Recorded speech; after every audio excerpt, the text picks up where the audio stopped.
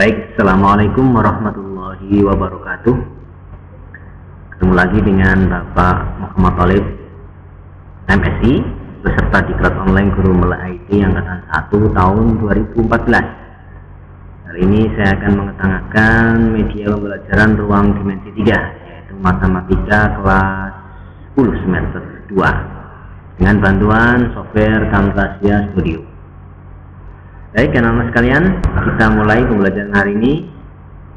Kompetensi dasarnya atau standar kompetensinya adalah menentukan kedudukan, jarak, dan besar sudut yang melibatkan titik, garis, dan bidang dalam ruang dimensi 3. Jadi targetnya, indikatornya adalah siswa mampu menentukan kedudukan titik dan garis, titik dan bidang, garis dan garis, garis dan bidang, dan bidang dengan bidang. Ini targetnya. Baik, sebelum lebih jauh pelajari hal tersebut, untuk awalnya kita harus mengetahui unsur-unsur dalam ruang dimensi 3. Ini sebagai modalnya. Apa saja unsur-unsur dalam dimensi 3? Ada 3 unsur utama dalam dimensi 3. Yang pertama adalah titik. Titik itu ditunjukkan dengan noktah ini, tidak bisa didefinisikan. Ini titik A, titik E, titik I. Unsur yang kedua adalah garis. Dia adalah kumpulan titik-titik kumpul banyak sekali akan membentuk suatu garis. Ya, kemudian garis-garis kalau ngumpul banyak sama, dia juga akan membentuk sebuah bidang. Jadi bidang bisa dikatakan adalah kumpulan dari garis. Garis adalah kumpulan dari titik. Ini adalah 3 komponen utama dalam ruang dimensi 3. Oke, next. Kemudian pada kesempatan kali ini kita harus mempelajari juga mengenai kedudukan masing-masing komponen itu. Jadi yang kita pelajari pertama adalah kedudukan antara titik dengan garis. Bagaimana titik dengan garis? Yang pertama itu terletak. Ini titik A, ini titik G. Jadi dikatakan titik A terletak pada garis G. Ada lagi kemungkinan yang lain, kalau nggak terletak berarti ya lawannya di luar. Titik A di sini, titik G-nya di sini, di luar. Ini adalah kedudukan titik terhadap garis. Ada 2 macam. Kita lanjut. Hubungan antar 2 komponen berikutnya adalah titik dengan bidang. Titik dengan bidang ada, ya ini yang pertama, titik terletak pada bidang. Titik A di sini, titik bidang V di sini, titik A menempel pada bidang V gitu. Jadi dikatakan titik A terletak pada bidang V. Ada lagi kemungkinannya adalah di luar. Ini titik A-nya di sini, bidang V-nya di luar. Titik A-nya di luar bidang V. Ada 2 kemungkinan, titik dan selanjut. Hubungan antar komponen berikutnya adalah garis dengan garis. Garis dengan garis. Misalkan garis G warna kuning, garis H warna biru. Di sini saling berimpit, bertumpukan. Jadi dikatakan garis G berimpit dengan garis H. Ada lagi garis dengan garis itu kemungkinannya adalah berpotongan. Ini garis G warna merah, garis H warna biru. Ya, ada perpotongannya di satu titik, namanya titik potong. Kebetulan ini disimpulkan dengan titik A adalah perpotongannya. Ada berimpit, ada berpotongan, ada kemungkinan yang lain. Garis dengan garis itu adalah sejajar. Ini 2 garis dikatakan sejajar. Ini bila tidak ada perpotongannya, tidak ada titik potongnya, 2 garis ini arahnya sama. Ada lagi arahnya sama, ada lagi tidak berpotongan tapi arahnya tidak sama. Ini tidak berpotongan juga, garis G ke sini, garis H ini tidak berpotongan tapi dia arahnya berbeda. Maka kalau posisinya seperti ini, dikatakan garis G itu bersilangan dengan garis H. Garis G bersilangan dengan garis. Tadi ada berapa hubungan antara garis dengan garis? Ada 4 ya. Yang pertama adalah berimpit, yang kedua adalah berpotongan, sejajar, dan bersilangan. Pintar. Lanjut. Kalau tadi garis dengan garis, sekarang garis dengan bidang. Kemungkinan yang pertama itu terletak. Garis terletak pada bidang ini, ibaratkan seperti pulpen, ini buku tulis, pulpen berada di atas buku tulis, begitu. Jadi garis G atau pulpen itu terletak di atas buku tulis, garis G terletak pada bidang V. Ini terletak kedudukannya. Yang kedua adalah sejajar. Ya. Ini di garis G dinaikkan, sini nggak bertemu, jadi dia sejajar. Ada lagi menembus atau memotong. Bila ada titik potongnya, ini nggak ada titik potongnya, ini banyak sekali titik potongnya. Kalau ini titik potongnya hanya satu, maka dikatakan garis G menembus bidang V dengan ada satu titik tembusnya. Satu titik tembusnya adalah titik A ini sebagai titik potongnya atau titik tembusnya. Nah, 3 macam berarti hubungan antara garis dan bidang. Selanjut sekarang bidang dengan bidang. Bidang dengan bidang kemungkinan pertama adalah berimpit.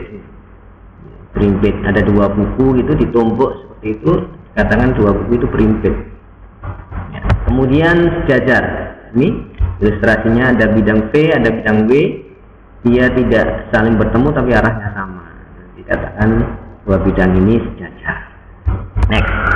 Ada berimpit, ada sejajar. Kemungkinan yang lain adalah berpotongan. Nih, berpotongan. Jadi bidang V dan bidang W saling berpotongan. Ada garis potongnya, bukan titik potong tapi garis potong karena bidang dengan bidang. Oke, biar penjelasannya lebih mendalam, kita lihat contoh soal pada kubus berikut. Kubus A, B, C, D, E, F, G, H. Yang ditanyakan adalah bagaimana tempat pendidikan AE dan BC, AG dan EC, garis dengan garis ini. Kemudian EC dengan AC, GE, garis dan bidang. AB dan ABCD, garis dan bidang juga. Yang terakhir EFGH dan ACGE. Apa hubungan masing-masing komponen ini? Kita cek yang pertama, pertanyaan A. Bagaimana hubungan antara garis AE dan garis BC? AE dan BC. Langsung kita lihat solusinya saja. AE dan BC, kita lihat gambarnya. AE di sini, yes. Kemudian BC-nya di sini, BC-nya di sini. Apakah dia berpotongan? Tidak kayaknya. Apakah dia sejajar? Juga tidak. Kalau berpotongan tidak, sejajar tidak, berarti boleh dikatakan ya, garis AE dan garis BC itu bersilangan. Next, soal B, lanjut. Soal B. Soal B tadi yang ditanyakan adalah AG dan EC. AG dan EC. AG dan EC. Disampaikan diagonal ruang dengan diagonal ruang. Apa hubungannya? Solusinya kita lihat AG dan EC. AG, ini AG. Diagonal ruang dia. EC, dia diagonal ruang. Kita lihat di sini ada titik potongnya kayaknya ini. Potongnya di tengah-tengah, berarti 2 garis itu saling berpotongan. Bisa dipahami? Lanjut soal C. Soal C yang ditanyakan adalah hubungan antara EC dan ACGE. EC diagonal ruang dia dengan ACGE. ACGE ini bidang diagonal, guys. Kita lihat solusinya biar lebih jelas. Bagaimana hubungan antara garis EC, ini EC, dan ACGE. ACGE itu bidang ini. Ya, mulai kelihatan dari ilustrasinya. Kira-kira apa dia? Apakah menembus? Apakah sejajar? Kayaknya nggak menembus, nggak sejajar. Berarti dia itu berimpit ya. Berimpit atau terletak ya. EC terletak pada bidang ACGE, sama saja terletak. Next, soal D. Soal D yang ditanyakan adalah HB dan ABCD. HB dan ABCD. HB diagonal ruang, ABCD. ABCD ini alas. Kita lihat solusinya apa hubungannya antara diagonal ruang dengan alas. Diagonal ruang ini HB, ABCD yang alas. Apakah dia berpotongan? Ya, dia berpotongan di sini. Ada titik potongnya di titik B. Ya, ada titik potongnya, walaupun di pinggir gini perpotongannya dia tetap statusnya sebagai saling potongan atau menembus, bisa garis HB menembus bidang ABCD. Bisa dipahami? Lanjut soal E. EFGH dan ACGE. EFGH ini bidang atas tutupnya. ACGE ini adalah bidang diagonal. Apa hubungannya bidang tutup, bidang atasnya dengan bidang diagonal? Kita lihat solusinya dan ilustrasinya. ACGE dan EFGH. EFGH, kita tarik